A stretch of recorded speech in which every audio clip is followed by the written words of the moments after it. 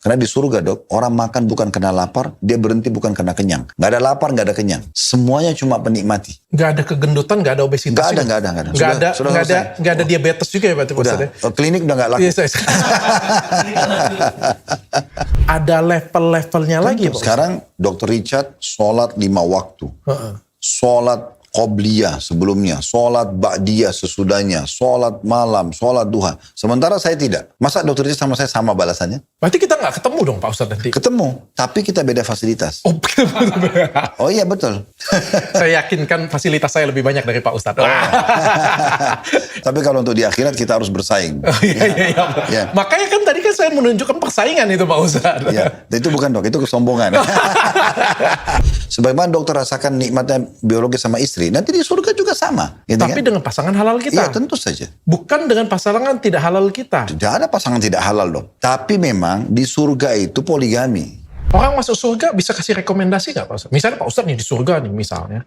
Kasih rekomendasi, oh itu murid saya tuh. Bisa. Richard bin Fulan. Masukin dia ya.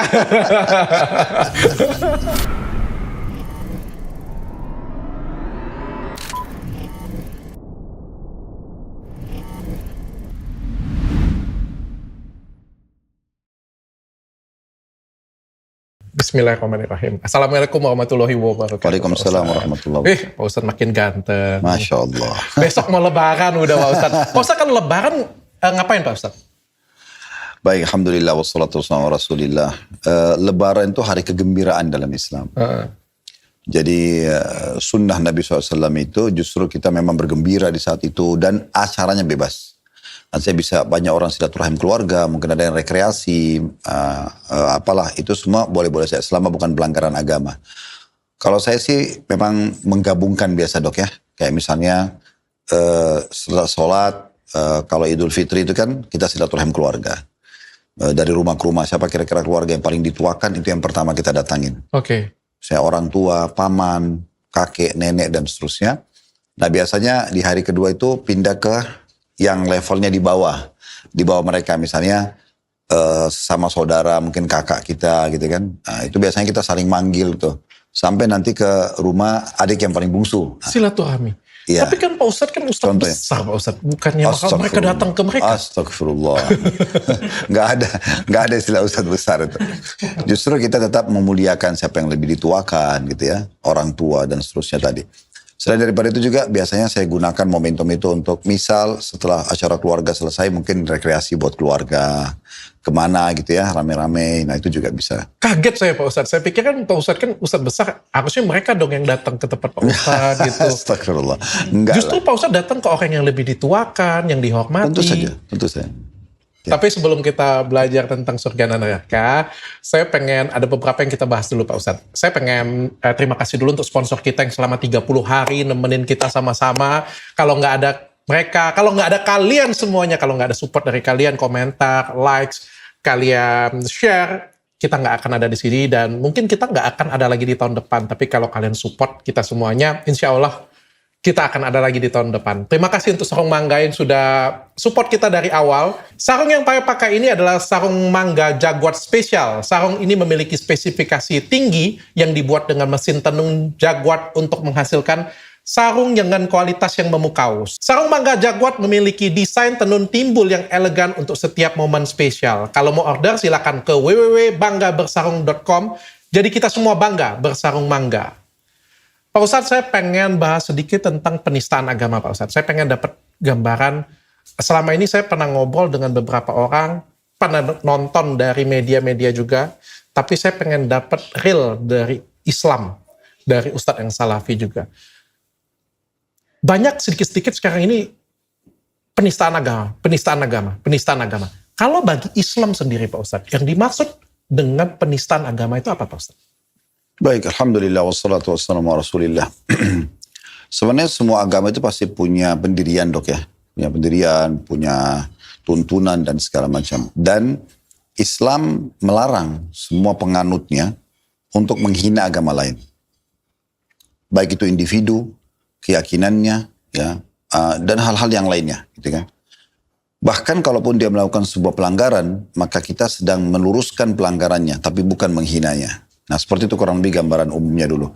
Oleh karena itu sebagaimana Islam melarang kita menghina agama lain, menjatuhkan orang lain, maka begitu juga Islam berharap respon yang sama. Sehingga orang-orang yang lain pun tidak ada yang masuk ke ranah untuk mencaci maki Islam atau menyalahkan tentang salah satu syariat Islam. Karena itu pasti akan menyinggung gitu kan. Contoh misalnya kenapa dalam Islam ada poligami? Ya mungkin dia karena tidak tahu. Kenapa dalam Islam itu ada berkurban hewan misalnya? Kenapa perceraian di tangan laki-laki? Kenapa perempuan harus berjilbab? Banyak hal nanti karena mereka tidak paham, mereka menyalahkan. Padahal sebenarnya semua itu ada tuntunan dan ada hikmah-hikmah yang sudah diajar dalam agama Islam. Kalau orang fair, dia datang, dia pelajari walaupun dia tidak masuk Islam, kemudian dia tahu ternyata di sana itu seperti ini dan itu misalnya. Nah, itu yang lebih tepat. Jadi kalau Islam memandang tidak ada penistaan dalam agama dan tidak dibolehkan, baik dari penganut Islam ya kepada agama lain ataupun juga orang lain agama lain kepada Islam. Ada sebuah ayat Al-Quran yang Allah Subhanahu Wa Taala melarang para sahabat Nabi, orang-orang yang beriman di masa Nabi Muhammad SAW untuk mencaci maki sesembahan orang-orang yang menyembah berhala. Paganis gitu ya. Allah mengatakan wala tasubbul ladzina yad'una min dunillahi fa yasubbullaha adwan bighairi ilm. Jangan pernah kalian mencaci maki sesembahan orang lain. Jangan pernah kalian mencaci maki. Ya, bahkan kita aja dilarang mencaci maki. Ya, sesembahan mereka. Oke. Kayak misalnya patungnya yang dia kultus lah. Sehingga bisa saja penganut pemahaman itu mencaci maki Allah tanpa ilmu. Bisa kita mengatakan, apa itu Tuhan kalian begini dan begitu. Nanti mereka akan bilang, Tuhan juga kalian begini. Akhirnya mereka mencaci maki. Tuhan kalian manusia sih, kayak gitu punya. Itu gak boleh juga ya berarti Pak Ustaz? Gak usah. Jadi kita cukup meluruskan misalnya. Seperti Nabi Ibrahim pada saat berdialog sama kaumnya kan. Coba membuka cakrawala mereka. Ini bukan Tuhan loh. Tuhan itu begini. Harusnya punya kelebihan begini dan begitu. Kalau ini tidak bisa bicara, tidak bisa, itu mungkin. Tapi kalau untuk mengejek itu gak boleh. Oke. Jadi sebetulnya kalau lebih Islam menggambarkan penganut yang nggak boleh menghina, kita pun berharap tidak. Dan Islam sudah menurunkan ayat Al-Quran, bahkan ada satu surah namanya surah Al-Kafirun. Jadi surah orang-orang kafir atau orang non-Muslim gitu kan. Qul ya ayyuhal kafirun, katakan kepada orang-orang kafir itu, la a'budu ma ta'budun. Saya tidak akan sembah apa yang kalian sembah, wala antum a'biduna ma'bud. Kalian juga tidak usah sembah apa yang kami sembah. Udah masing-masing saling menghormati gitu. Diulangi lagi, wala ana a'budu ma'badtum. Saya tidak akan mengikuti apa yang kalian lakukan. Wala antum abidun abad. Kalian juga tidak usah ikut-ikut apa yang kami lakukan atau sembah. Lakum dinukum. Kalian punya agama, kami punya agama. Ada masing-masing yang menghormati. Dan Nabi Muhammad SAW pada saat menulis mu'ahadah namanya, kesepakatan damai dengan orang-orang Yahudi di Madinah, itu diantaranya adalah tidak saling ganggu-mengganggu. Islam juga tidak pernah ditanamkan atau Islam menanamkan pada penganutnya untuk memaksakan Islam itu sendiri. Allah mengatakan la ikraha fid din, tidak ada paksaan dalam agama Islam. Walaupun wilayah itu dikuasai oleh umat Islam, mayoritasnya Muslim, tidak ada pemaksaan. Tidak boleh kita katakan kamu tinggal di negara kami loh, kamu harus masuk Islam, kalau tidak kamu akan kami bunuh. Itu nggak ada dalam Islam. Maka semua itu untuk menjaga toleransi dalam beragama, menghormati keyakinan orang, tapi tetap kita menyampaikan Islam itu apa. Tinggal nanti mereka dapat hidayah atau tidak gitu. Oke, tapi kalau misalnya pertanyaannya penistaan agama nih Pak Ustadz ya, penistaan agama. Soalnya saya bingung kayak gini Pak Ustadz. Ini kan akhir-akhir ini kan terutama ya, gara-gara kemarin kan ada satu tokoh, ya semua sama-sama tahu lah Pak Ustadz ya, ada Gubernur Jakarta kemarin masuk ke penistaan agama. Tapi habis itu efeknya adalah banyak orang yang dituntut penistaan agama. Ada yang seorang selebgram makan babi, sebelum makan babi dia ngomong bismillah, terus dia makan babi. Dituntut penistaan agama kena. Tapi nggak sedikit juga ada orang yang bismillah gacor gitu punya kan. Ada juga orang yang Kementerian Agama, namanya Kementerian Agama loh Pak Ustadz. Korupsinya Al-Quran. Kan ini parah banget nih Pak Ustadz. Kalau saya ngomong inilah penistaan agama nih Pak Ustadz. Tapi ada beberapa yang receh-receh. Saya sendiri pernah dilaporin Pak Ustadz gara-gara podcast. Saya juga nggak ngerti deh podcast ada narasumber saya ngomong apa ya, alhamdulillah, bismillah, kun fayakun. Tapi saya tuh nggak begitu dengar dia tuh ngomong apa kayak gitu punya. Saya di demo orang dilaporin penistaan agama, padahal yang ngomong orang lain kayak gitu punya. Jadi saya tuh jadi apa sih ini sedikit-sedikit kayak orang digiring untuk penistaan agama kayak gitu. Dikit-dikit ada orang yang salah ngomong dikit, oh penistaan agama, dikit-dikit penistaan agama. Saya tuh jadi pengen tahu dalam agama Islam sendiri, kita itu membatasin penistaan agama itu apa sih sebenarnya Pak Ustadz? Supaya jadi barrier kita sama-sama untuk yang dengar nih Pak Ya Ustadz. sebenarnya lebih kepada penghinaan isi agama itu sendiri dok. Tadi contoh maaf, tadi dokter sempat bilang kan, ada orang selegram makan babi baca bismillah. Ini memang penyelesaian agama. Kenapa? Karena babi haram dalam Islam. Tidak boleh orang makan babi atau minum khamar, baru dia bilang bismillah. Berarti apa tujuan dia? Untuk apa? Dia sudah tahu itu Allah tidak bolehkan. Kenapa dia pakai nama Allah? Tapi kan banyak juga yang kayak balik tadi. Nah saya itu juga bilang, salah. Gacor. Nah, Bismillah. itu sama. Itu juga penistaan agama berarti? Sama, penistaan agama. Kalau dia main judi, baru dia bilang bismillah, itu juga salah. Itu juga, karena dasarnya itu diharamkan dalam agama Islam. Untuk apa dia bawa baca bismillah? Udah, dia nggak bismillah pun kan, ya udah jalan aja. Ngapain bismillah? Dia tahu bismillah itu kalau makan yang halal, minum, berpakaian, menutup aurat, itu semua iya. Tapi kalau untuk seperti ini ya nggak usah. Memang dia melahirkan konflik. Biasanya gini dok, kita kan sama-sama di media ya. Ada orang, bahkan saya pernah tegur beberapa selebgram, kebetulan karena saya kenal dia, saya ingatkan. Jadi untuk mendatangkan follower, views itu, mereka memang sengaja buat yang heboh-heboh. Nah, di Indonesia yang paling gampang adalah mayoritas muslim.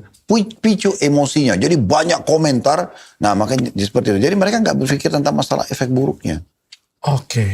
Tapi kalau misalnya kita korupsi Al-Quran itu berarti masuk penistaan agama juga Pak Ustadz? Jadi dia berdosa dengan itu dan dia bisa masuk dalam kategori itu. Karena memang kok Al-Quran dikorupsi untuk apa gitu ya. Itu bisa saja masuk. Ya. Iya kan masalahnya sudah ya kan untuk dapat posisi itu kan pasti kan nggak mungkin orang kayak saya juga Pak Ustadz. Kan pasti kan orang yang punya keilmuan lebih tinggi, punya keimanan lebih tinggi juga. Masa punya keimanan lebih tinggi dia... Nah, kita sayangkan tidak seperti itu dok. Jadi bukan berarti misalnya Kementerian Agama berarti semua dalamnya orang sudah beriman dan bagus kualitas iman. Belum tentu. Ada juga orang yang murni datang untuk bekerja, mencari income gitu kan. Kita tidak usah bicara Kementerian Agama. Hampir semua lembaga ada saja orang yang tulus, misalnya kayak pesantren, tulus mau datang menuntut ilmu sebagai murid. Ada juga orang yang datang hanya sekitar mengejar ijazahnya, memenuhi misalnya desakan orang tuanya kan gitu. Sama ada juga tenaga pengajarnya yang murni dia mau sebarin agama Islam, dia tulus mengajarkan muridnya. Ada juga orang yang tidak, sebagai profesi murni. Muridnya ngerti nggak penting bagi dia. Lulus nggak penting. Yang penting saya dapat uang, saya bisa hidupin keluarga saya. Nah begitu. Oke. Ya emang ada juga orang seperti ini level-levelnya. Makanya kalau terjadi korupsi misalnya di Kementerian Agama, itu kita harus pahami ini oknumnya. Bukan membawa seluruh kementeriannya. Di dalam ada orang baik, ada orang yang tidak baik gitu. Jadi jangan langsung kita ponis juga, berarti di sini harusnya nggak terjadi dong korupsi. Karena di sana tuh harusnya Kementerian Agama orang baik semua. Ya. Kalau semuanya orang baik, kita nggak usah lingkup terlalu besar Kementerian Agama. Saya di kantor mendapatkan orang-orang yang datang bekerja, dari performa mereka, sepertinya mereka ini sudah hijrah, mereka itu sudah coba berubah dari keadaan mungkin mereka yang sebelumnya kepada lebih dekat pada agama. Tapi ternyata mereka masih manipulasi data, mereka masih berdusta, mereka masih segala macam. Ada aja oknum-oknumnya. Ada oknumnya gitu ya. Oke. Pak Ustadz kalau misalnya punya namanya ada arti keagamaan khusus nih lagi Pak Ustadz. Misalnya orang yang kita hargai, Nabi Isa misalnya, atau Nabi Muhammad kayak gitu punya. Tapi kelakuannya maksiat nih Pak Ustadz. Ya tetap oknum dong. Itu penistaan agama nggak Pak Ustadz? Oh enggak. Enggak, karena kan gini dok. Saya yakin orang tuanya pada saat menamakan kan bukan dari dia kan baik nggak mungkin bilang nama saya Muhammad. Kan? Tapi memang dikasih oleh orang tuanya lah gitu ya. Misalnya namanya Muhammad, namanya Yusuf, namanya Musa misalnya. Nah orang tuanya pada saat kita kasih nama itu dok. Kalau memang dia mau nista agama, nggak mungkin dong dia pakai nama itu. Ya, anaknya untuk apa? Anaknya belum bisa buat penistaan agama. Pasti niatnya baik, karena Muhammad artinya baik. Nama Nabi, namanya artinya terpuji. Maka kalau sampai anak itu besar dan melakukan pelanggaran agama, bukan Muhammad yang disoroti, tapi dia pribadi yang melakukannya. Karena masih banyak Muhammad yang lain yang baik. Yang baik, oke. Ya. Pak Ustadz, saya penasaran dan saya pengen dengar jelas secara lengkap. Saya ada samar-samar sudah dengar juga dari beberapa ustadz, beberapa teman-teman Pak Ustadz tentang surga dan neraka. Tapi saya pengen dengar dari Islam yang real, dari ustadz yang salafi, dari Ustadz Khalid Basalamah. Surga dan neraka Islam versi Al-Quran itu yang seperti apa sih Pak Ustadz? Ini dua bahasan yang besar dong. Panjang sekali sebenarnya. Tapi saya coba ringkas, ya betul. Saya membedah sebuah buku. Judul terjemahan bahasa Indonesia itu Rasulullah bercerita tentang surga dan neraka. Itu dok, surga saja ada 30 bab. Neraka ada 33 bab. Di buku itu ya. Sudah saya bedah semua, sudah masuk di playlist YouTube, alhamdulillah. Tapi di situ mungkin lebih Itu bukunya Pak Ustadz? Iya betul. Oke. Saya sengaja bawain untuk nanti saya hadiahin ke dokter. Oke, siap Pak Ustadz. Jadi itu kurang lebih 66 bab. Surga itu balasan bagi orang yang patuh. Oke. Neraka adalah hukuman bagi orang yang membangkang. Nah, gitulah. Mirip kalau kita di perusahaan, supaya lebih mudah difahami kan. Orang yang berprestasi segala macam dapat balasannya. Tahapannya ada. Misalnya mungkin 1 tahun pertama dinaikin payrollnya, gajinya. Mungkin dia kalau sudah 5 tahun diberikan hadiah kendaraan. Mungkin kalau dia sudah 10 tahun mungkin diberikan rumah, cicilan atau cash misalnya. Mungkin dan segala macam. Sampai mungkin dia bisa punya jabatan tertinggi di perusahaan. Nah seperti itu kalau berprestasi. Karena tidak masuk akal dok, kita ini disuruh mengerjakan banyak hal. Sholat, puasa, zakat, silaturahim keluarga, segala macam. Kepatuhan, lalu tidak ada balasannya. Harus ada balasannya, sehingga manusia itu semangat mengerjakan. Surga itu membuat orang semangat untuk melakukan ketaatan-ketaatan. Dia semangat untuk selalu jujur, karena dia tahu ada balasan di sana. Makin dia pertahankan, makin lama makin besar balasannya nanti, makin tinggi derajatnya. Karena beda orang yang jujur 10 tahun, orang yang jujur baru 1 tahun. Kan gitu. Orang yang sholat 10 tahun dengan orang yang baru sholat 1 hari, itu beda pahalanya. Nah seperti itu. Sebagaimana juga para pembangkang, ada manusia, mungkin ringan dok. Pribadinya itu masih ringan, itu maksudnya mudah dinasehatin. Dok, jangan begini dok. Oh iya, terima kasih Pak Ustaz. Ada orang begitu. Langsung, ada orang tidak bisa dok. Dinasehati memang nggak mau tahu. Orangnya dablek gitu ya. Nggak mau tahu pokoknya. Ini biasanya harus kena hukuman. Makanya ada hukuman fisik. Kalau kita mungkin di dunia itu ada penjara, ada dicambuk, ada yang sampai ditembak mati. Karena memang dia nggak mau berhenti. Nah, Allah menyiapkan di dunia itu ada hukuman. Kalau dia berhenti, selesai. Kalau dia nggak berhenti gimana? Sampai meninggal. Penjahat, ya. Mafia suka bunuh orang, matinya sampai berantem. Ini gimana caranya? Masa dia mau dibebasin begitu saja? Nah ada neraka yang akan menghukum dia. Nah, seperti itu. Jadi 2 tempat ini memang target utama orang-orang beriman agar masuk ke surga. Dan sekali masuk, Allah selalu hubungkan dalam Al-Quran dengan kata-kata khalidina fiha. Kekal selama ini di dalamnya. Nah neraka juga begitu, siksaan. Siksaannya ini menyakitkan gitu ya. Nanti akan kita berikan gambaran seperti apa besarnya nikmat surga dan seperti apa beratnya siksa neraka. Tapi ini poin pertama, ini adalah tempat balasan bagi orang yang patuh, ini tempat balasan bagi orang yang membangkang. Nah surga ini dok, kita bisa merasakan miniaturnya di dunia. Semua yang dokter rasakan dari makanan favorit, atau kita rasakan enaknya makanan, enaknya minuman, nyamannya berpakaian, nyamannya sofa duduk, nyamannya tempat tidur, nyamannya rumah, nyamannya kalau kita punya pasangan hidup, anak-anak. Ini semua miniatur surga. Di surga akan jauh lebih baik lagi. Begitu juga dengan neraka. Semua yang kita tidak suka, gangguan orang, kita pernah keseleo, kita pernah ketusuk duri, apalah ya, mungkin ada orang pernah merasakan penjara. Semua itu sebenarnya miniaturnya neraka. Artinya memang ada orang yang berbuat baik akan dapat balasan, orang berbuat jahat akan dapat balasan. Allah mengatakan, "Faman ya'mal mithqala dzarratin khairan yarah." Siapa yang buat seperti biji sawi dari kebaikan, dia akan dapat balasannya. Dokter cuma senyum dengan muslim saja, senyum baik saja sama istri, sama anak, itu dapat balasannya. "Wa man ya'mal mithqala dzarratin syarran yarah." Dan siapa yang berbuat seperti biji sawi dari keburukan, jahatin orang, walaupun orang tidak tahu kita pelakunya, tetap Allah akan memberikan hukumannya. Nah, seperti itu. Surga ini dok, kepemilikan abadi. Sementara di dunia kepemilikan sementara. Sebagai contoh misalnya. Unit ini punya dokter. Namanya atas nama dokter. Ini sementara. Kenapa sementara? Karena kalau meninggal akan jadi warisan. Anak-anak akan ambil. Anak-anak nggak butuh. Dokter sekarang punya 3 anak. Mau dibagi. Gimana caranya bagi? Semua sudah berumah tangga misalnya. Bagian ini buat anak yang pertama, ini kedua, ini ketiga, kan jadi repot. Paling aman, ahli waris jual. Kemudian mereka beli masing-masing lagi nanti. Yang tadinya milik kita jadi milik orang lain nantinya. Berapa banyak rumah yang kita beli tadinya milik orang lain. Dia sudah desain seperti yang dia mau, begitu dia meninggal, jadi hak kita. Kita yang nikmatin. Nah seperti itu di dunia. Surat kepemilikan kendaraan, apa sajalah. Semua ini sementara. Hanya sampai kita meninggal. Tapi kalau di surga, sekali kita milikin dok, abadi. Abadi. Tidak berarti ada. Kalau sudah masuk surga, kalau misalnya kita meninggal, ditimbang, dan secara amal dan perbuatan kita masuk surga, selesai. Kita tidak akan keluar dari surga. Tidak akan pernah keluar lagi. Bukan masuk surga sebentar terus ke neraka kayak gitu. Nggak akan. Nggak ada sama sekali. Yang ada orang ke neraka dulu kalau dosanya lebih berat dari amal solehnya, nanti dia masuk surga itu ada. Berarti bisa Berarti kalau misalnya kita punya kesalahan, kita ke neraka dulu, setelah selesai dihukum, kita ke surga. Bisa? Betul, tapi syaratnya dia muslim. Dia dalam kondisi beriman. Cuma dosanya lebih berat daripada amal solehnya. Kalau dia dalam kondisi non-muslim, ini beda lagi bahasannya. Karena memang masing-masing agama punya keyakinan. Tapi dalam agama Islam, untuk selamat dari neraka, keluar masuk ke surga, memang dia harus beriman. Nah seperti itu. Nah kepemilikannya abadi. Jadi sekali dokter misalnya punya istana itu, selamanya dokter punya begitu. Sekali dokter, nanti kan kata Nabi Muhammad SAW begini dok, di antara fasilitas surga itu, orang yang masuk dalam surga, keperawakannya akan kembali seperti Nabi Adam. Nabi Adam itu 60 siku ke langit. Sekitar 27,5 meter atau 30 meter. Dan kata Nabi Muhammad SAW dalam sebuah hadits, manusia akan terus memendek sampai menjelang hari kiamat. Tapi nanti hari kebangkitan, kita meninggal nih dok. Kata Nabi SAW dalam hadits yang lain, semua jasad kalian akan dimakan oleh tanah, kecuali tulang ekor kalian yang darinya Allah akan bangkitkan kalian. Nanti kita akan dibangkitkan dan keperawakan kita seperti Nabi Adam. Wajah sama, tapi kita seperti Nabi Adam, 60 siku ke langit. Semua akan sama tingginya, gitu kan?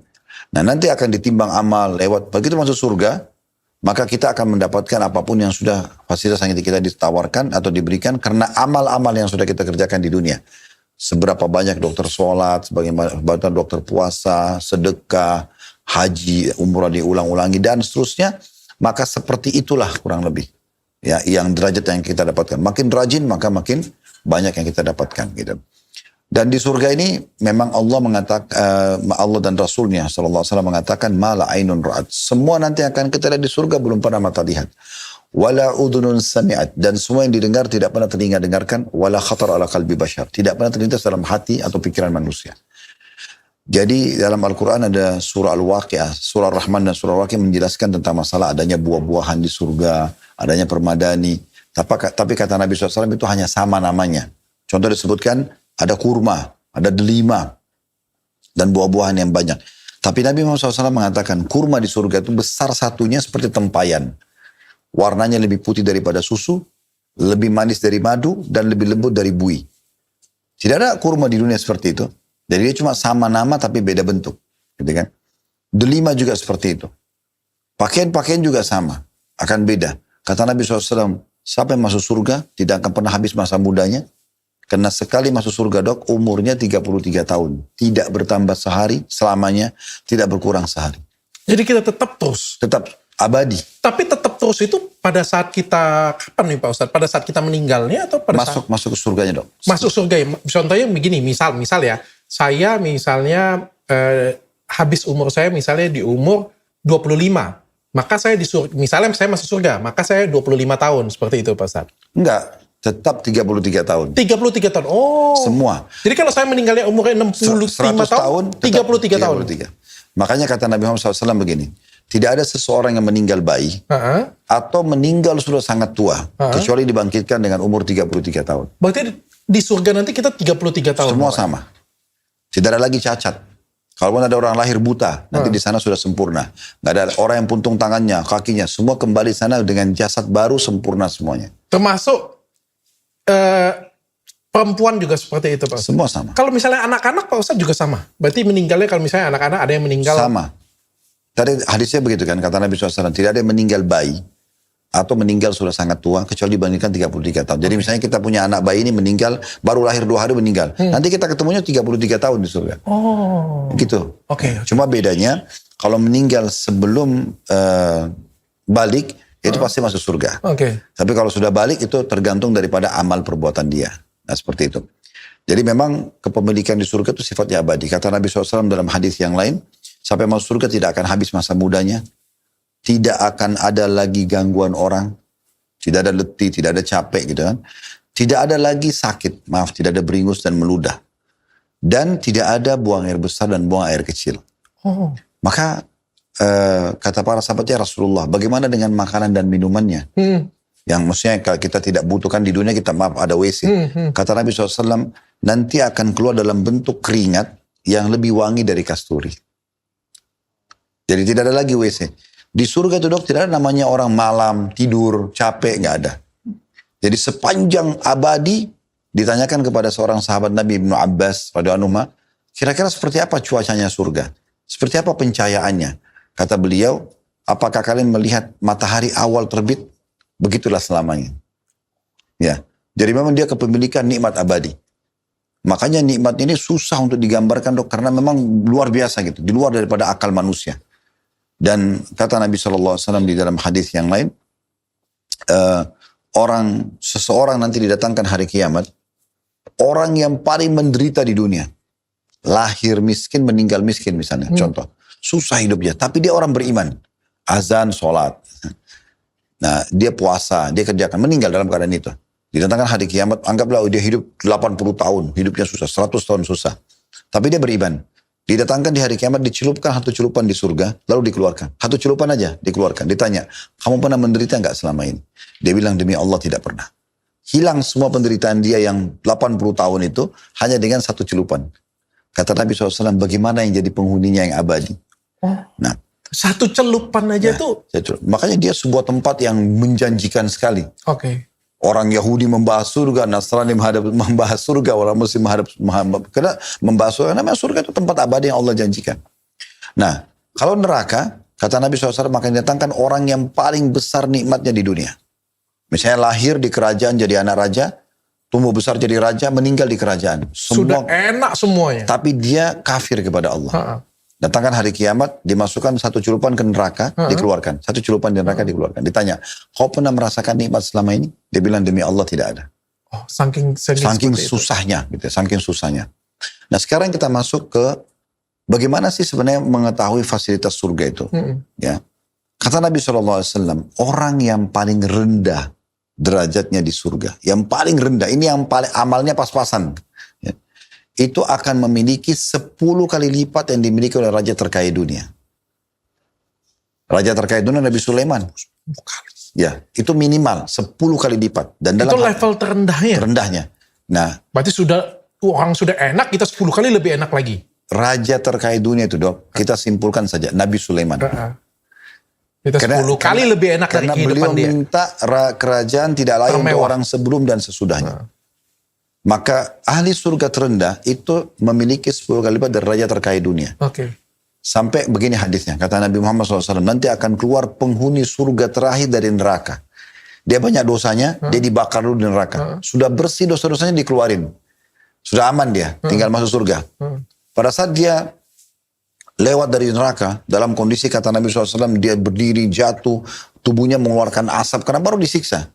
Lalu dia mengatakan, ya Allah selamatkan aku dari neraka. Allah izinkan dia menjauh dari neraka. Setelah jauh, dia lihat neraka sudah jauh banget, dia mengatakan, Alhamdulillah yang telah menyelamatkan aku dari kamu. Lalu Allah perlihatkan dia pohon. Pohon ini udah lama, dia mungkin 2000-an tahun gak lihat disiksa di neraka. Karena di neraka gak ada kematian dok. Mati cuma satu kali. Di surga juga gak ada kematian, makanya kekal gitu kan. Mati cuma satu kali. Maka Allah lihatkan dia pohon. Dia tertarik. Selama ini dia selalu api aja. Oh dibakar dan segala macam. Dan mengatakan, ya Allah, aku ingin pohon itu. Kata Allah SWT, wahai anak Adam, apakah kau akan minta lagi selain daripada? Dia bilang, tidak, pohon itu saja. Maka Allah sampaikan dia ke pohon itu. Begitu dia sampai di pohon itu, dari kejauhan dia lihat, ada pintu gerbangnya surga. Kaget dia, karena dia belum pernah lihat sebelumnya. Lalu dia kagum, tapi dia malu mau minta sama Allah. Sementara tadi dia sudah janji gak akan minta pohon itu saja. Tapi hatinya bergerak mengatakan, ya Allah surgamu. Sampaikan aku ke pintu surga itu. Kata Allah, hai anak Adam, kau akan minta yang lain lagi. Tadi sudah janji. Enggak, saya tidak minta yang lain. Ke pintu surga aja. Allah sampaikan di sana. Begitu sampai, Allah bukakan pintu surga. Sampai kepadanya bau wanginya.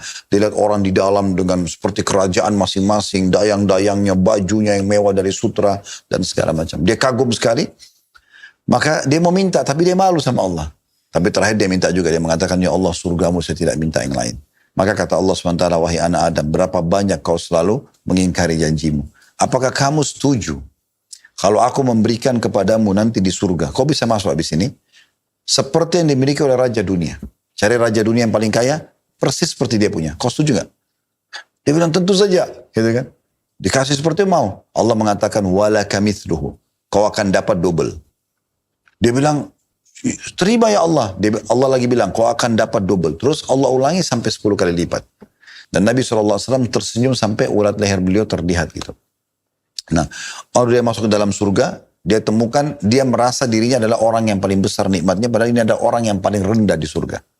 Dalam hadis yang lain, Ahli surga yang paling rendah itu memiliki 10.000 orang pelayan. Setiap pelayan akan membawa 2 nampan di kanan kirinya. Makanan dan minuman gitu. Dan orang ahli surga ini akan makan dari nampan pertama sampai akhir tanpa merasa jenuh. Karena di surga dok, orang makan bukan karena lapar, dia berhenti bukan karena kenyang. Gak ada lapar, gak ada kenyang. Semuanya cuma penikmati. Gak ada kegendutan, gak ada obesitas. Gak ada. Gak ada diabetes juga ya berarti maksudnya. Klinik udah gak laku. Yes. Khusus untuk di sana nanti. Kalau di sini masih laku dok. Jadi kalau dokter di surga mau buka cabang Athena nggak ada. Kencing manis nggak ada. Nggak ada makan gula kebanyakan jadi jerawat nggak ada Pak Ustadz ya? Nggak ada. Jadi memang betul-betul di sana tuh kenikmatan abadi gitu. Kenikmatan abadi. Ini apa tadi terakhir lupa saya. Nggak. Nampan banyak. Dia punya 10.000 pelayan gitu ya. Maka dia makan dari nampan pertama sampai terakhir sama. Dan itu dok ya. Menandakan memang di surga nggak ada lapar, nggak ada haus. Rasionalnya gini. Berarti pengen kenikmatan aja yang kita nikmati. Kalau dokter lagi lapar, targetnya bukan menikmati lagi dok. Targetnya bagaimana hilangin lapar kan. Maka kita makan itu kayak gimana gitu ya. Kita nggak nikmatin. Kalau kita lagi kenyang, terus kita ditanya mau makan apa dok? Apa ya? Kita masih mau lagi. Enggak, ya tapi bukan. Kita mungkin masih mau, tapi kita akan lebih enjoy. Iya. Karena kita akan minta yang kita mau. Oh saya mau minta misalnya yang sweet deh, agar atau apa gitu ya. Yang dessertnya kita akan minta, itu kita akan nikmatin gitu. Karena kita sudah nggak butuh, bukan lapar. Orang kalau haus minta air dingin, tapi kalau orang lagi tidak haus, dia akan nikmatin. Mau minum apa? Hangat, panas atau dingin? Dia akan pilih gitu kan. Nah seperti itu. Jadi di surga itu orang makan dok, bukan karena lapar, sehingga dia betul-betul menikmatinya. Dan dia berhenti bukan karena kenyang, nggak ada kenyang lagi, nggak ada kenyang di sana gitu. Tidak ada lagi orang tidur, tidak ada ngantuk, gitu kan? Semuanya kenikmatan, sifatnya abadi. Gak ada kecapean juga berarti? Gak ada gangguan orang. Dia betul-betul menikmatin semuanya. Nah, kalau orang yang terendah di surga saja seperti itu, bagaimana dengan orang yang tertingginya? Ada berapa tingkat Pak Ustadz? Banyak sekali. Surga memiliki 8 buah pintu utama, gitu kan? Dan setiap pintu itu ada lagi klaster-klasternya lah. Gitu. Sholat itu dok, di dalam pintu pertama itu ada pintu-pintu gerbang lagi di dalam, dan klaster-klasternya sendiri, istana-istananya itu sholat ada, puasa ada, zakat ada, jihad ada, semua ada. Di pintu nomor 2 level di atas ada lagi begitu sampai yang paling tinggi, tergantung daripada keikhlasan dia secara kualitas dan kuantitas ibadahnya. Pak Ustadz saya pengen tanya, kalau kita di surga nanti kita masih sholat nggak Pak? Enggak, sudah nggak ada lagi ibadah kecuali zikir, hanya mengingat Allah. Kita bertasbih subhanallah. Puasa juga nggak ada lagi. Nggak ada. Itu cuma di dunia. Cuma di dunia aja Pak Ustadz? Di akhirat sudah nggak ada. Semuanya cuma tinggal menikmatin saja. Ada berapa tingkat Pak Ustadz? Banyak sekali. Dan susah sekali untuk kita sebutkan berapa tingkatannya. Tapi kadang-kadang untuk orang yang mati syahid ada 100 level. Oh berarti ada level-levelnya lagi Pak Ustadz? Sekarang Dr. Richard sholat 5 waktu. Sholat qobliyah sebelumnya, sholat ba'diyah sesudahnya, sholat malam, sholat duha. Sementara saya tidak. Masa dokter Richard sama saya sama balasannya? Oke. Kalau kita ibaratkan komplek perumahan, ada komplek klaster A, itu lebarnya 1 hektar, fasilitasnya segala macam. Ada B, mungkin lebih kurang sedikit, ada C, sampai Z mungkin. Berarti kita nggak ketemu dong Pak Ustadz nanti? Ketemu, tapi kita beda fasilitas. Oh iya betul. Saya yakin kan fasilitas saya lebih banyak dari Pak Ustadz. Nyombong dulu aja pokoknya.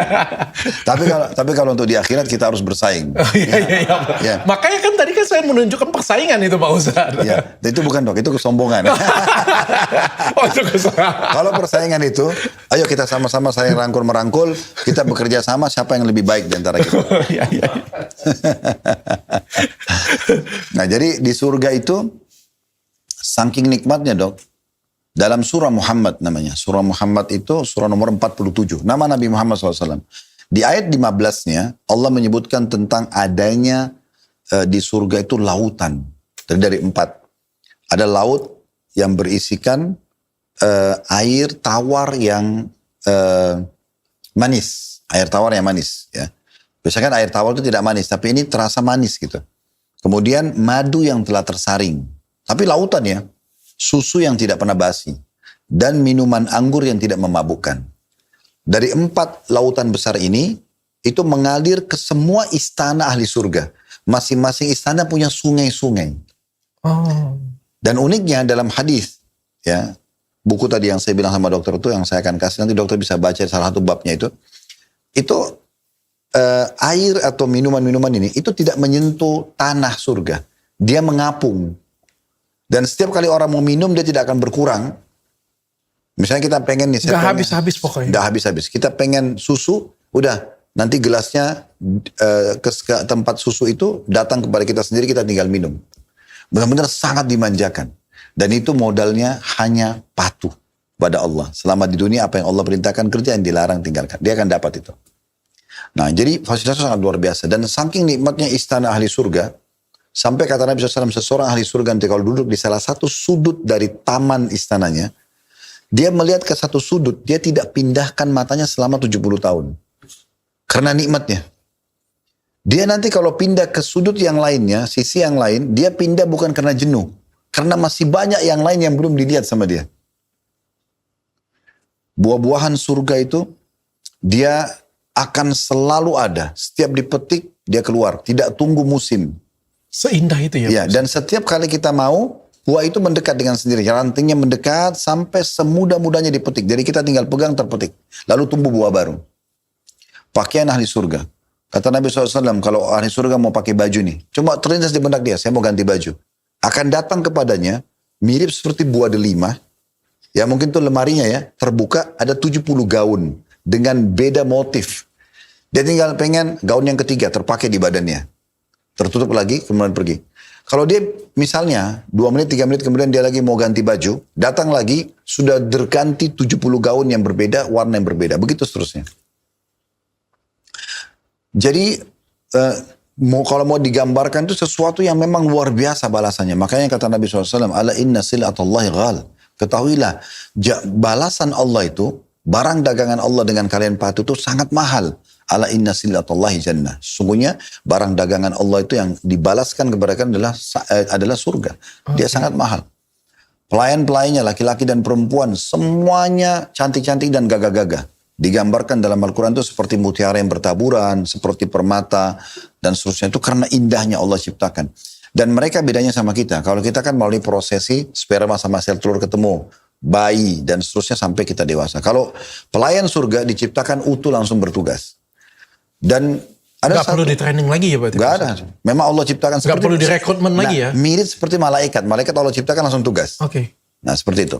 Nah, ada sebuah riwayat menjelaskan, akan ada ahli surga nanti datang dan dia menemukan ada satu orang tampan banget, bersih banget, indah banget.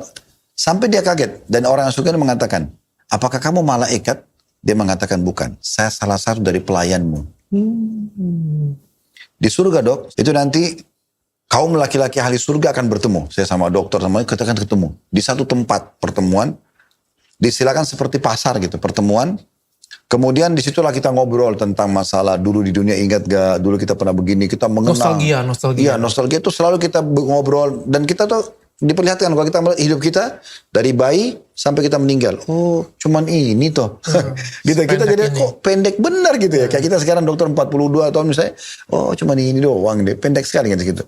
Nah, terus Allah akan hembuskan angin yang sepoi-sepoi gitu, menerpah mereka, membuat mereka bertambah tampan dan wangi.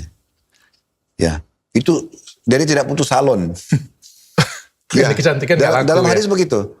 Kemudian pada saat mereka pulang ke istana mereka, mereka dipuji oleh para istri. Istri akan mengatakan, sungguh kalian bertambah tampan setelah tinggalkan kami. Dan mereka pun berkata, sungguh kalian bertambah cantik setelah kita ketemu. Jadi setiap pekan itu Allah perbaharui terus.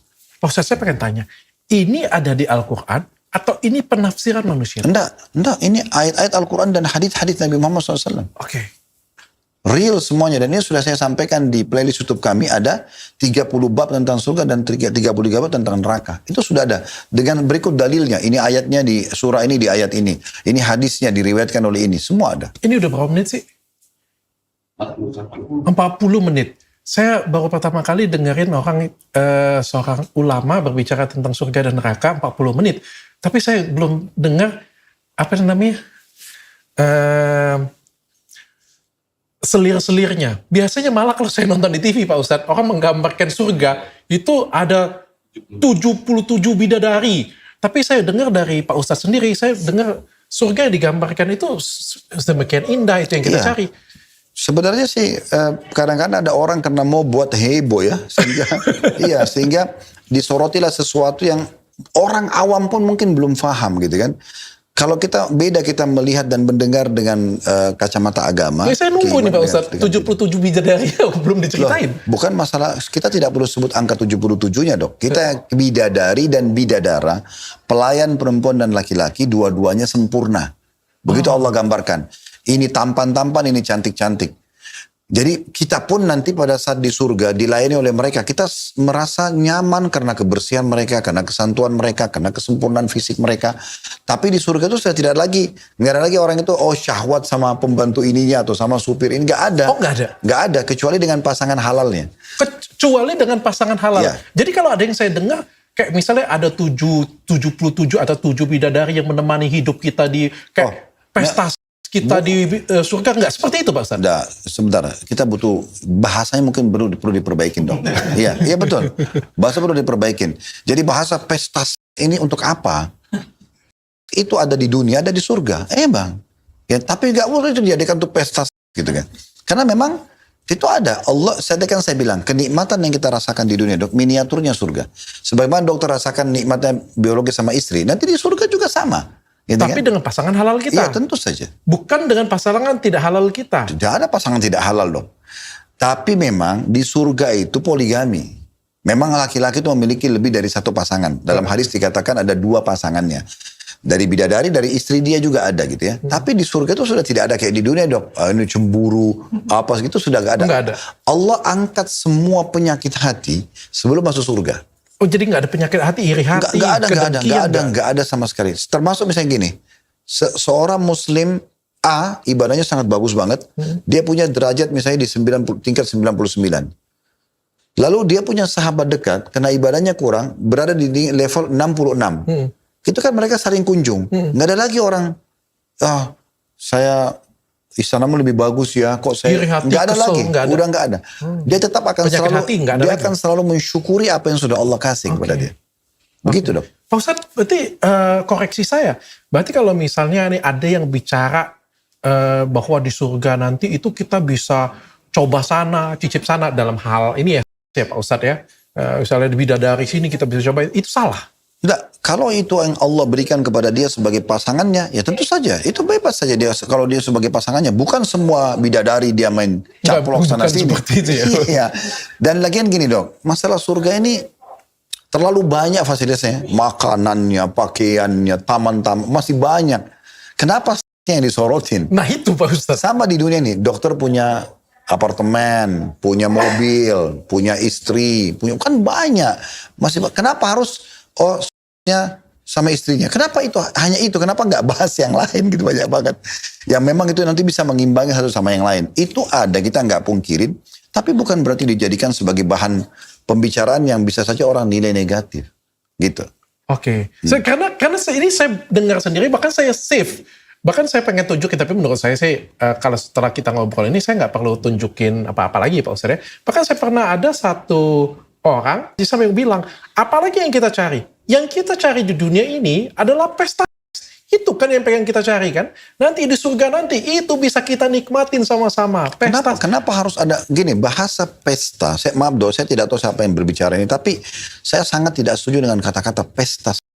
Pesta itu kan seakan-akan apa sih orang kalau pesta? Pesta kan rame-rame kan tidak mungkin dokter sendiri sama istri baru bilang pesta. Pesta biasanya orang rame-rame. Iya. Kan kurang pas dok kata-kata ini. Kenapa harus pakai bahasa ini? Nanti orang jadi salah persepsi. Berarti itu salah ya berarti Pak Ustadz ya? Iya, saya tidak bisa mengatakan salah, tapi bagi saya kurang tepat. Kurang tepat. Ya, kurang tepat. Harusnya gak usah bahasakan itu. Kalau misalnya sebagaimana di dunia ada, maka di akhirat ada, itu oke. Begitu aja. Oke, tapi yang tergambar di benak saya, jadi kan saya nunggu 40 menit Pak Ustadz jelasin surga tadi, ceritain surga, cakep banget, enak banget. Kalau ditanya dengan saya, mau nggak di sana? Mau juga saya di sana. Tapi kalau yang digambarkan dari potongan-potongan atau ngobrol-ngobrolan orang kayak gitu, punya seolah-olah itu Itu yang buat seolah-olah Islam tuh kayak nggak jauh dari... Ya, Allahu alam, tentang penyampaian ini sayang sekali. Kalau orang niatnya ikhlas, saya yakin dok ya, dia tulus mau menyampaikan apa yang Allah dan Rasulnya sampaikan, pasti akan sampai pesan itu. Begitu juga dengan neraka dok. Itu kan tadi surga ya. Dan itu masih baru sebagian kecil. Kita belum bicara masalah istanahnya. Kita belum bicara masalah kebun-kebunnya. Dan banyak hal yang lain. Tapi sangat kompleks sekali. Intinya kenikmatan abadi. Neraka juga begitu. Neraka itu sebagaimana surga tadi digambarkan orang yang paling ringan. Paling rendah derajatnya seperti itu. Bagaimana dengan orang yang lebih tinggi derajatnya. Di neraka juga sama. Nabi Muhammad SAW menggambarkan orang yang paling rendah siksanya di neraka. Supaya orang tahu. Oh kalau ini aja paling rendah gimana beratnya gitu ya. Nah kata Nabi SAW, orang yang paling rendah siksaannya di neraka adalah seseorang yang didatangkan baginya 2 sendal dari api neraka. Yang pada saat diletakkan di kakinya maka akan membuat otaknya mendidih. Jadi saking beratnya siksaan tersebut. Dan luar biasanya dok, tidak ada kematian. Ada hadis begini bunyinya. Nanti pada hari kiamat, setelah ahli surga masuk ke surga, ahli neraka masuk ke neraka.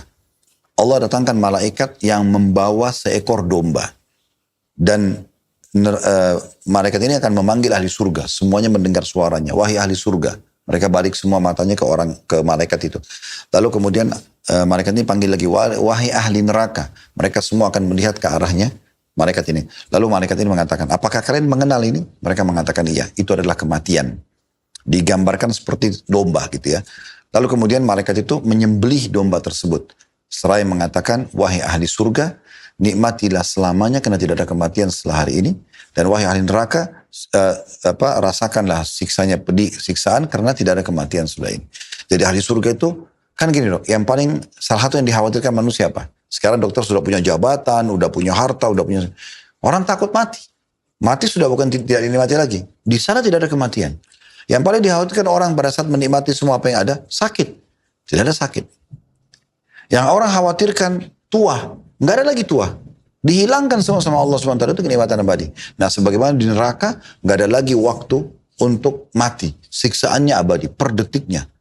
Makanya orang harus hati-hati. Nggak boleh orang menganggap remeh, nggak apa-apa nih. Neraka, masuk aja. Sampai saya pernah dengar ada yang buat cuplikan olok-olokan gitu ya.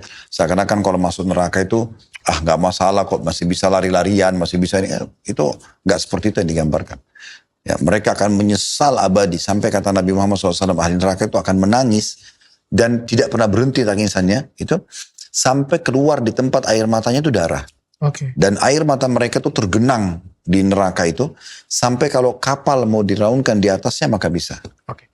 Pak Ustadz, saya punya gambaran surga neraka Pak Ustadz. Pertanyaannya, di mana surga dan neraka itu Pak Ustadz? Kalau surga disebutkan oleh Allah Subhanahu wa taala dalam surah An-Najm, bahwasanya dia berada di langit. Dia berada di langit surga itu. Sementara neraka sendiri belum disebutkan tentang, saya pribadi belum menemukan tentang posisi pasnya di mana, tetapi sudah ada keduanya, surga dan neraka. Sebagaimana ada hadis Nabi SAW mengatakan, tidak ada seorang muslim yang berdoa kepada Allah, memohon agar diberikan surga 3 kali, dalam riwayat lain 7 kali dalam sehari, kecuali surga akan meresponnya. Seraya mengatakan, ya Allah hambamu fulan minta masuk ke dalamku, masukkanlah dia. Dan tidak ada seorang hamba muslim yang berdoa minta kepada Allah berlindung dari api neraka, kecuali neraka akan meresponnya.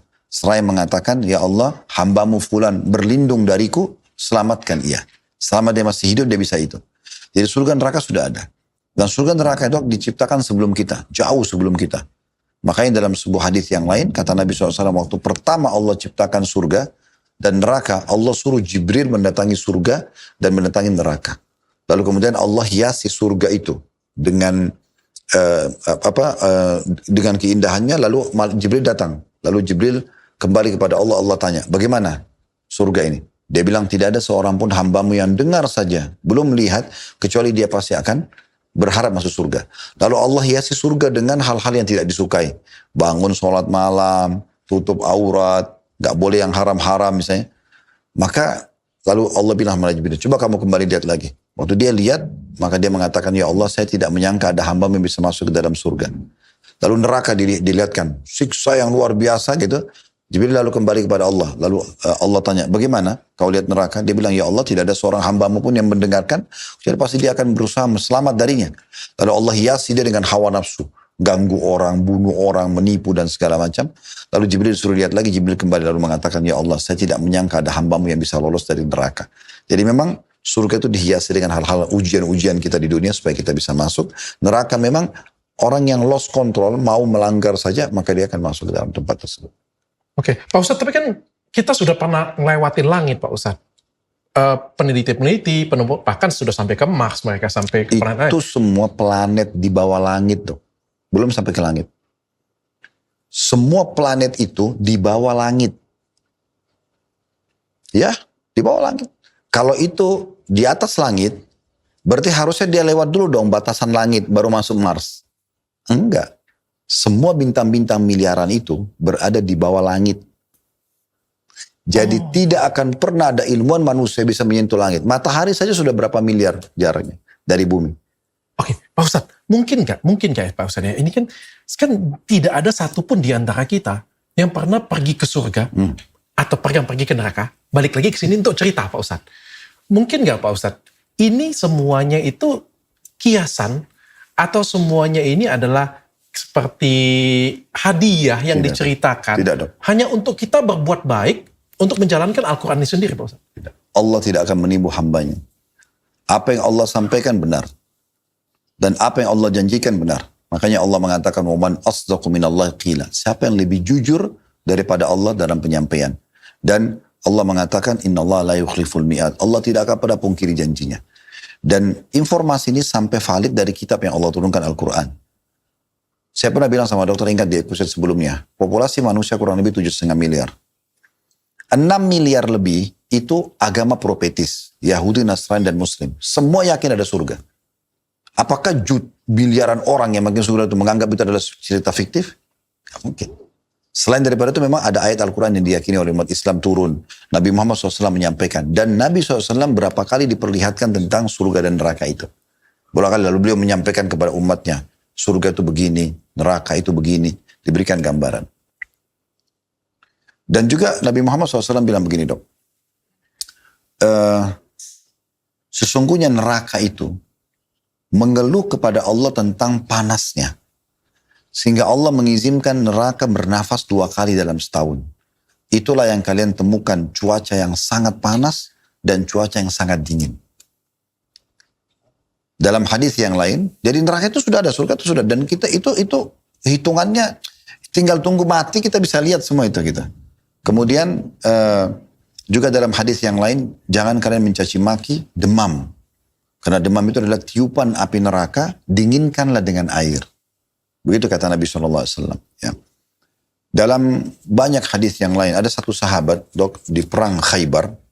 Beliau baru masuk Islam, ikut perang, terbunuh di jalan Allah.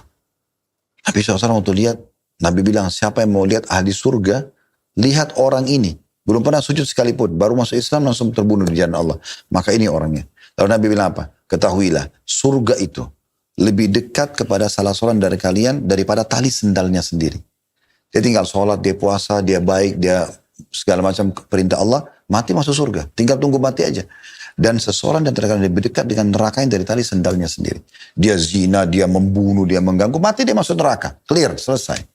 Sesimpel itu. Pak Ustadz, saya ingat pertemuan pertama kita, Pak Ustadz.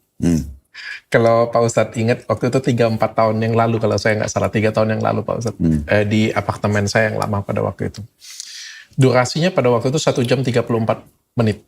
Tapi yang saya tayangkan pada waktu itu cuma 1 jam, 30 menit saya potong. 30 menit itu mungkin Pak Ustadz nggak ingat, 30 menit itu kita agak sedikit berdebat di sana, karena pertanyaan saya adalah, apakah seorang yang Islam atau orang yang percaya dengan Islam itu masuk surga? Pak Ustadz jawab iya. Lalu saya bilang, pertanyaan saya selanjutnya adalah, apakah kalau misalnya orang yang tidak Islam, tapi kelakuannya jauh lebih baik daripada Islam, orangnya baik kayak gitu punya, apakah masuk surga? Lalu Pak Ustadz jawab, tidak. Jujur Pak Ustadz, dari hari itu, saya tidak sepakat dengan Pak Ustadz. Sampai saya buat acara seperti ini lagi. Menurut saya itu adalah jawaban terbaik Ustadz Khalid Basalam. Kenapa menurut saya itu jawaban terbaik Ustadz Khalid Basalam? Karena menurut saya jawaban Ustadz Khalid Basalam adalah berdasarkan dengan Al-Quran, bukan berdasarkan pendapat pribadi. Ya. Sedangkan yang saya jawab kemarin selama 3 tahun itu adalah pendapat pribadi saya. Seorang ulama yang baik, seorang dai yang baik, adalah membawakan sesuatu dari Al-Quran, bukan pendapat pribadi dia. Begitupun selama 30 hari ini saya terima kasih, saya belajar banyak dari Ustadz Khalid. Baik dari episode pertama, mohon maaf saya agak keras Pak Ustadz, mohon maaf saya agak nakal sampai Pak Ustadz bilang, ini murid mahasiswa ini yang punya nilai D ini. Mohon maaf saya agak ngeyel Pak Ustadz. Sampai tadi saya belajar tentang surga dan neraka. Awalnya saya memaksakan diri untuk menerima apapun itu dari mulut saya, bukan dari pikiran saya. Sampai akhirnya di tengah episode, saya benar-benar menerima semuanya Pak Ustadz. Karena menurut saya, ini yang memang tertulis di Al-Quran. Dan saya percaya akan Al-Quran. Alhamdulillah. Ya memang dalam agama ini Dok, makin kita membuka diri, makin kita mau tahu, makin Allah mudahkan. Makin kita mulai dengan sifat defense kita mau sok tahu, kita mau pertahankan pendapat kita bentrok dengan Al-Quran, maka makin jauh, kita makin sulit memahaminya. Tapi kalau kita membuka diri itu berbeda. Maka mungkin dokter sekarang lebih membuka diri, coba lebih memahami dan tentu bisa menerima atau tidak. Tapi karena membuka diri hanya lebih mudah. Gak apa-apa Pak Ustadz. Lebih baik dimulai dari defense, tapi berakhir dengan percaya dan menjalankan ibadahnya daripada tidak sama sekali Pak Ustadz. Saya sekali lagi terima kasih Pak Ustadz. Terima kasih Pak Ustadz. Pak Ustadz, ini pertanyaan terakhir titipan istri saya Pak Ustadz. Hari mati seseorang menentukan gak dia masuk surga? Kan katanya kalau misalnya orang mati hari Jumat itu pasti masuk surga Pak Ustadz. Hari mati apakah menentukan orang itu masuk surga? Tergantung sebenarnya jenis kematiannya Dok. Bukan harinya sebenarnya. Lebih kepada itu. Kayak misalnya orang kalau meninggal dalam keadaan melakukan ketaatan. Gitu kan. Dia sholat, dia puasa, dia lagi bersedekah, dia lagi berperang dan segala macam di jalan Allah ini. Maka itu adalah husnul khatimah. Matinya baik gitulah. Kalau orang meninggal dalam keadaan melakukan pelanggaran, mabuk-mabukan, lagi berzina, lagi bunuh-bunuhan. Maka ini berarti dalam keadaan su'ul khatimah atau matinya buruk gitu loh. Nah seperti itu.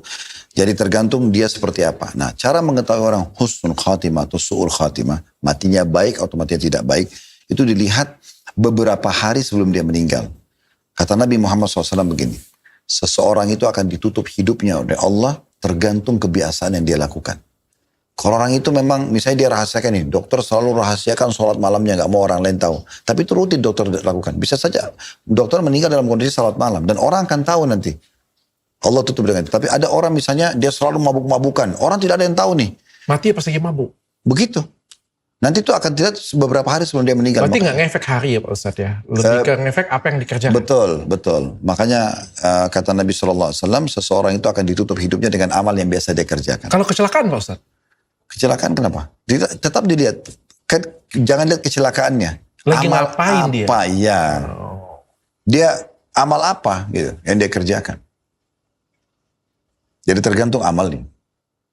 Tapi apakah hari Jumat itu adalah hari yang baik? Ya. Ada hadis Nabi SAW yang berbunyi, siapa yang meninggal di malam Jumat atau hari Jumat, maka dia akan selamat dari pertanyaan mungkar nakir di kuburan. Kan di kuburan itu ada malaikat yang nanya, siapa Tuhanmu, siapa nabimu, apa agama, itu akan ada pertanyaan. Tetapi dia akan diselamatkan dari itu.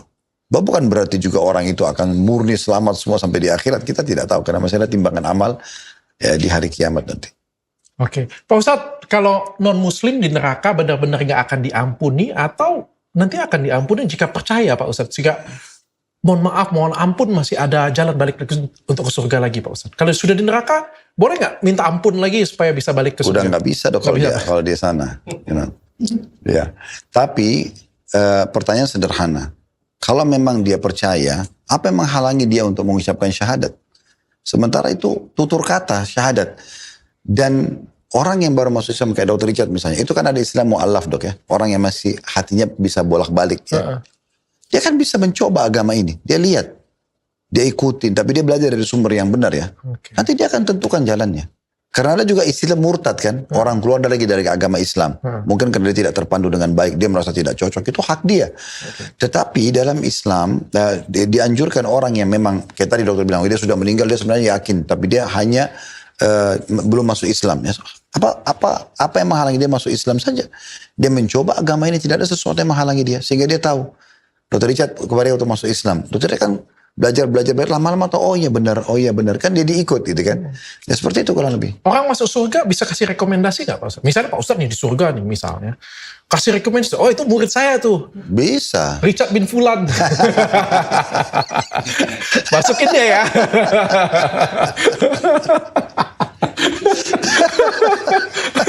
Ini yang lucu apanya? Richard bin Fulannya ini. Saya baru dengar dokter 30 episode bilang bin Fulan.